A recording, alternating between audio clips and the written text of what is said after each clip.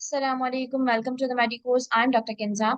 So, from today, we will discuss BCQs of the amalgam. So, we start from the first BCQ. Conventional dental amalgam alloy contains.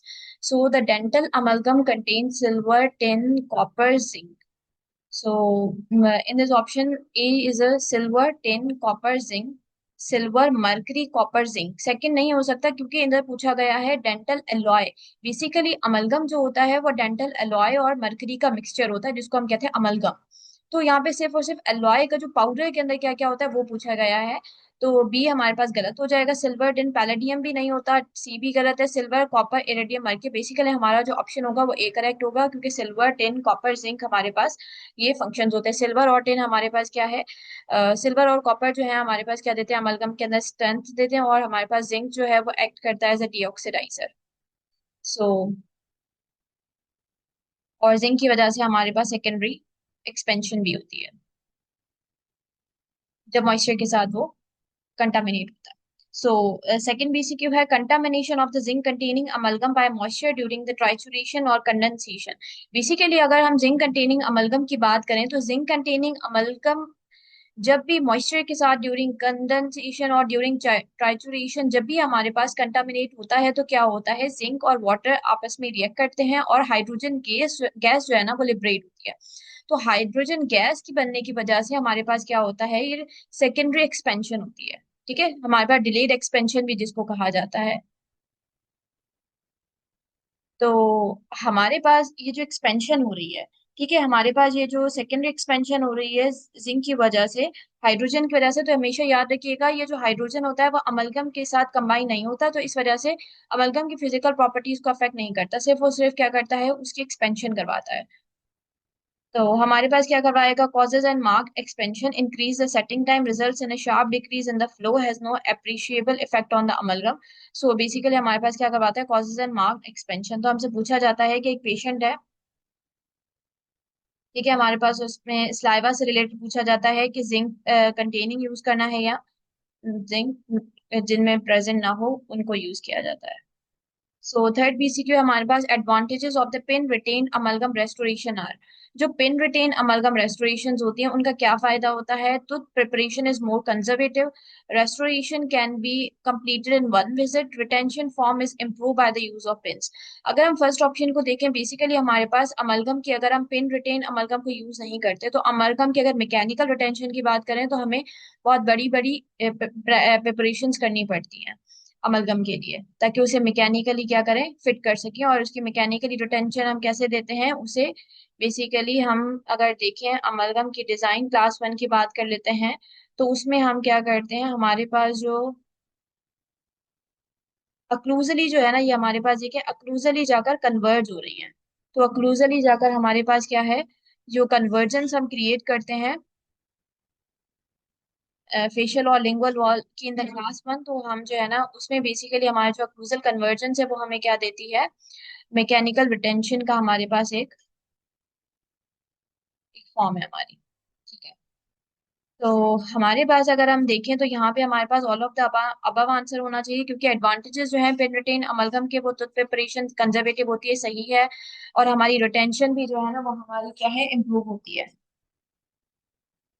Fourth है, in which class of cavities is amalgam contraindicated. Basically हमारे पास anterior में amalgam जो होता है ना वो Contra indicated होता है, class three and class four में हम अमलगम को यूज नहीं करते। फिफ्थ है हमारे पास है ना, posterior occlusal amalgam makes multiple contacts with an occluding tooth surface behaves as. Basically क्या होता है कि जब भी हमारे पास मल्टीपल कॉन्टेक्ट्स बन रहे होते हैं, अपर और लोअर आपस में आकर मिलते हैं, हाई हैवी अक्लूजल फोर्सेस होती हैं, तो क्या होता है हमारे पास फ्लेक्शन जो है ना वो क्रिएट होती है। तो बेसिकली ये हमारे पास क्या एक्ट करेगा, एज अ फ्लेक्शन। सिक्स है हमारे पास a finished and a polished amalgam will, कह रहा है कि फिनिश्ड और जो पॉलिश्ड अमलगम होता है ना वो हमारे पास क्या करता है, टार्निश होता जाता है with time. B no tarnish and corrode easily, show secondary caries do not, sorry none of the above.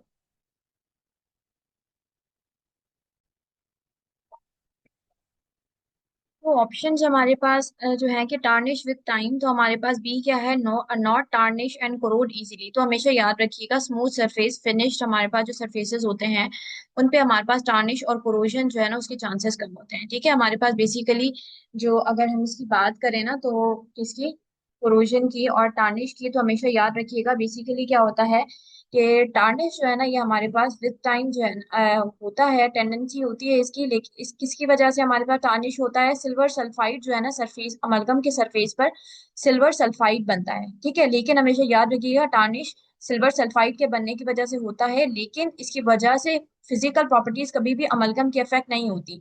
जबकि कोरोजन की वजह से जो ऑक्साइड्स और क्लोराइड्स बन रहे होते हैं वो हमारे पास अफेक्ट कर रहे होते हैं किसको, फिजिकल प्रॉपर्टीज ऑफ अमलगम को। तो हमारे पास ए सिक्स का आंसर क्या होगा, बी। सेवन है हमारे पास, which of the following restorative materials are likely to be eliminated in the near future. तो हमारे पास बी ए क्या है, amalgam, B GIC, porcelain, D composite. ठीक है, तो हमारे पास इन फ्यूचर अगर ऐसा कोई अमलगम के कंपैटिबल फिजिकल प्रॉपर्टीज किसी की आ गई तो हम इसे ऑब्सोल्यूट करेंगे, क्योंकि ऑब्वियसली इसकी टॉक्सिसिटी भी होती है और इसके लिए इसकी वजह से कंजर्वेशन ऑफ टोटल स्ट्रक्चर भी नहीं होती। तो अगर ऐसी कोई हमारे पास मटेरियल इन्वेंट हो जाता है तो ऑब्वियसली हम इसको ही जो है ना करेंगे। वरना जीआईसी हो गया, कंपोजिट हो गया, इसकी हमारे पास क्या है, कंजर्वेशन भी मिल जाती है और एस्थेटिक भी अच्छी मिलती है, टॉक्सिक भी नहीं होते, तो इनको हम रिप्लेस नहीं करेंगे। एट है हमारे पास, average mercury content in well condensed amalgam should not exceed. तो हमेशा याद रखिएगा कि अगर आपने बहुत अच्छे से अमलगम किया है किया है ना तो आपकी वो 50% से ज्यादा नहीं होनी चाहिए। 50% से ज्यादा ज्यादा जब होती है तो वो हमारे लिए हैजार्डस होती है। All are required for the satisfactory bonding of an amalgam restoration in a badly broken molar except। कह रहा है कि एक सॉरी हमारे पास अमलगम की रेस्टोरेशन है, बहुत बुरी तरीके से दांत टूटा हुआ है, मोलर है। अच्छी बॉन्डिंग जो है ना हमारी किस किस चीज से मिलती है, लेकिन यहाँ पूछा गया है किस किस चीज से नहीं मिलती, एक्सेप्शन पूछा है, ऐसी कौन सी चीज है जिससे नहीं मिलती, एक्सेप्ट की बात कर रहा है। तो रेजिस्टेंस फॉर्म, तो कह रहा है कि बॉन्डिंग रेजिस्टेंस फॉर्म आपकी अच्छी होगी तो आपकी बॉन्डिंग जो है ना वो अच्छी होगी। ठीक है, मैकेनिकल रिटेंशन। और सी हमारे पास कह रहा है कि enamel and dentin conditioning, D है पिन रिटेंशन। तो डी देखें तो हमारे पास, सी और डी को देखें तो हमारे पास सही है ना। सेटिस्फैक्ट्रीली बॉन्डिंग तो हमें तब मिलेगी ना कि हमारे पास इनेमल और डेंटिन की कंडीशनिंग अच्छी हो और पिन रिटेंशन भी हो हमारे पास। ठीक है, बी हमारे पास है मैकेनिकल रिटेंशन। मैकेनिकल रिटेंशन मैंने अभी आपको समझाया कि हमारे पास अमलगम जो है वो बॉन्ड नहीं करता, तो आपकी जो है ना कैविटी की प्रिपरेशन ऐसी होनी चाहिए। अगर आप बात करें तो इस्टमस जो होता है ना फेशियोलिंगुअल, वो 1/3 से आपके पास ज्यादा नहीं होना चाहिए, should not be more than 1/3। ठीक है, इस्टमस जो बनता है हमारे पास, इसे मैं ड्रॉ करके थोड़ा सा बता देती हूँ आपको।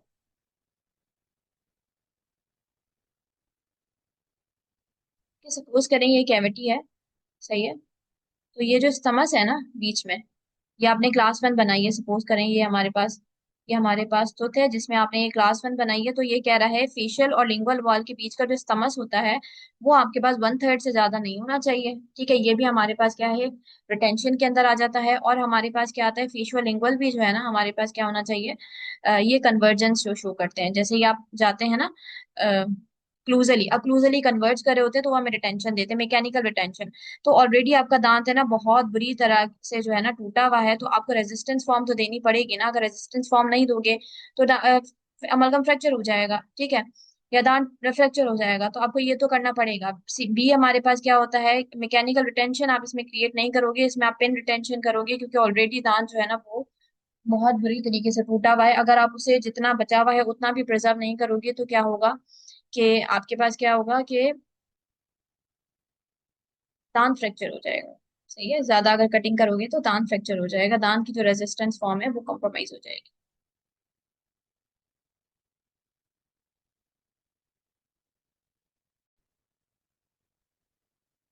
So the 11th BCQ is what appears to be the principal problem with the use of the gallium alloys as an amalgam substitute। कह रहा है कि आपके पास जो है ना अगर आप अमलगम में मरकरी को ठीक है सब्स्टिट्यूट करके आप क्या करो, गैलियम को यूज करो तो क्या होगा। ठीक है, तो यहाँ पे हमारे पास ऑप्शन है कि लेस कंप्रेसिव स्ट्रेंथ होगी, more expansion will leads to the fracture, poor biocompatibility, loss of corrosive products. तो बेसिकली हमारे पास बी ऑप्शन होगा, more expansion which leads to fracture. The percentage of the unconsumed alloy in low copper amalgam. ठीक है, basically हमारे पास यह है कि लो कॉपर अमलगम के अंदर अनकंज्यूम्ड एलॉय कितना होता है। आप अगर लो के अंदर देखेंगे ना, तो हमारे पास हाई कॉपर लो कॉपर अमलगम में, तो हमारे पास जब लो कॉपर अमलगम है तो उसमें गामा जब मरकरी के साथ, मतलब Ag3, मतलब सिल्वर 310 का जो मॉलिक्यूल है गामा, वो हमारे मरकरी से रिएक्ट करता है, तो वो हमारे पास क्या है, गामा 1 गामा 2, और अनरिएक्टेड जो है ना हमारे पास सिल्वर और टिन के प्रोडक्ट्स बनाता है। तो ये यही कह रहा है हमारे पास कि लो कॉपर अमलगम के अंदर जो परसेंटेज हमारी अनकंज्यूम रह जाती है, तो वो हमारे पास कितनी होती है, वो बेसिकली 8.8% होती है। और वो जो हमारे पास अनकंज्यूम जो है ना, वो हमारी फिजिकल प्रॉपर्टीज को मजीद बेहतर बनाता है, स्ट्रेंथ देता है। तो गामा, ठीक है, सिल्वर और टिन हमारे पास एज अ रेजिड्यू रह जाता है, अनकंज्यूम अनरिएक्टेड रह जाता है, वो हमारी फिजिकल प्रॉपर्टीज को मजीद थोड़ा बेहतर बनाता है। क्योंकि लो कॉपर की वैसे ही बुरी होती है, क्योंकि इसमें गामा 2 फेज बन रहा होता है, that is the weakest. Threaded pins are used in the large dental amalgam restoration to provide. Basically हमारे पास जो पिन्स होती हैं, ये क्या देती हैं, रेजिस्टेंट रिटेंशन फॉर्म दे रही होती हैं, रेजिस्टेंस फॉर्म दे रही होती हैं, occlusal stops for the opposing teeth, much needed reinforcement of the amalgam. तो बेसिकली हमारे पास इसका आंसर जो है ना, वो रिटेंशन फॉर्म होना चाहिए। वो इसलिए हमारे पास होना चाहिए क्योंकि हमें रेजिस्टेंस फॉर्म, तो हमें पता है थिकनेस से मिलती है ना, हम 1.5 to 2 mm रखते हैं मिनिमम, 1.5 mm हमारी ऑप्टिमम 2 mm जो है ना थिकनेस अमलगम की होनी चाहिए, जो बेसिकली हमें रेजिस्टेंस फॉर्म देती है उसके लिए, रेस्टोरेशन के लिए। तो हमारे पास यहाँ पे क्या है, रिटेंशन फॉर्म हमारी किससे बनती है, या तो हमारे पास दो तरह की रिटेंशन फॉर्म होती है, प्राइमरी एंड सेकेंडरी। प्राइमरी तो आप जैसे कैविटी की ब्रैप करते हो उससे आपको मिलती है, जिसमें बार बार रिपीट हो रहा है कि हमारे पास जो है ना हमारी वॉल्स की शेप कैसी होनी चाहिए, ठीक है, एंगल कितना होना चाहिए, ठीक है। लेकिन अब हमारे पास सेकेंडरी की बात करें तो हमारे पास थ्रेडेड पेन्स हम यूज करते हैं। थ्रेडेड पेन्स हो गई, स्लॉट्स हो गई, ग्रूव्स हो गए, डॉफटेल्स हो गए, ये सारी चीजें यूज होती हैं to attain secondary retention.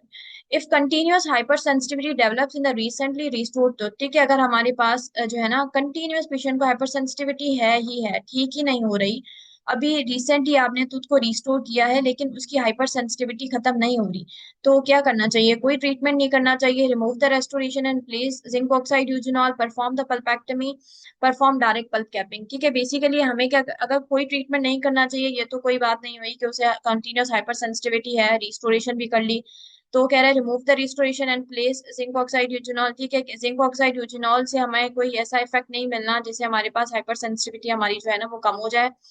ठीक है, तो हमारे पास 14 है सी, ठीक है, परफॉर्म पल्पेक्टमी, ठीक बात है, उसकी हमारे पास क्या करेंगे, पल्पेक्टमी परफॉर्म कर देंगे।